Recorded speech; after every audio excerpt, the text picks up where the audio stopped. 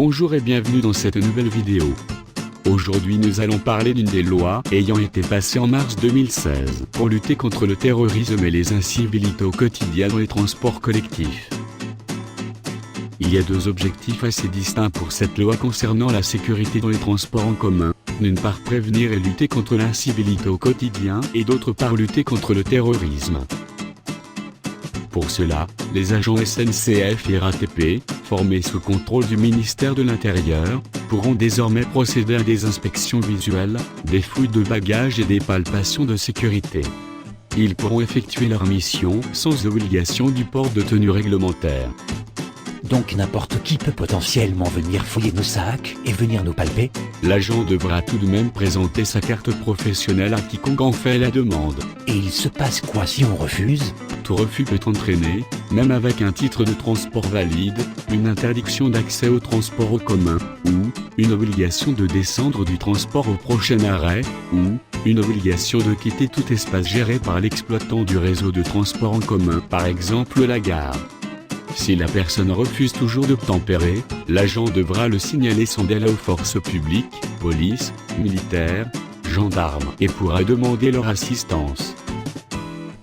Le texte ouvre également la possibilité de procéder à des enquêtes administratives sur les personnes occupant des emplois sensibles au sein des entreprises de transport, d'expérimenter les caméras piétons pour les agents de sécurité. Lors de leurs interventions, l'agent devra alors informer la personne concernée et un signal visuel indiquera que la caméra enregistre.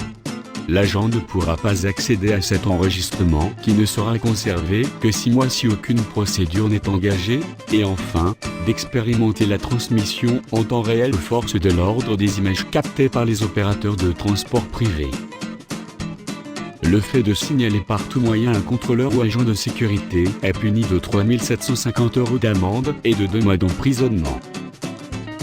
Pour faciliter l'identification et le recouvrement des amendes des contrevenants, les passagers devront obligatoirement être porteurs d'une pièce d'identité s'ils ne disposent pas d'un titre de transport valable, ou s'ils sont dans une zone réservée aux porteurs de titres de transport. Un titre de transport nominatif pourra être obligatoire pour accéder au transport en commun. L'administration publique pourra également communiquer l'adresse des contrevenants aux exploitants de transport public.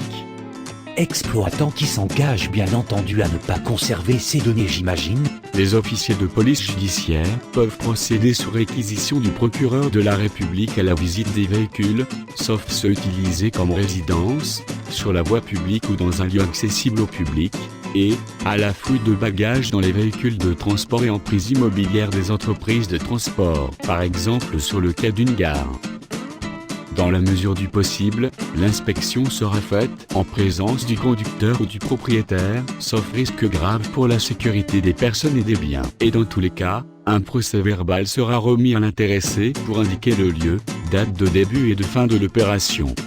Dans l'attente des instructions du procureur, le véhicule ou le propriétaire ne pourront être retenus plus de 30 minutes. Sur un tout autre sujet, les autorités organisatrices de transport et le STIF, syndicat des transports d'Île-de-France, devront transmettre à l'administration un bilan des atteintes à caractère sexiste commises dans les transports et les actions entreprises pour y remédier. Voilà, cette vidéo est déjà finie. Je vous laisse désormais en revenir à vos moutons et on se retrouve bientôt pour une nouvelle vidéo. Ciao.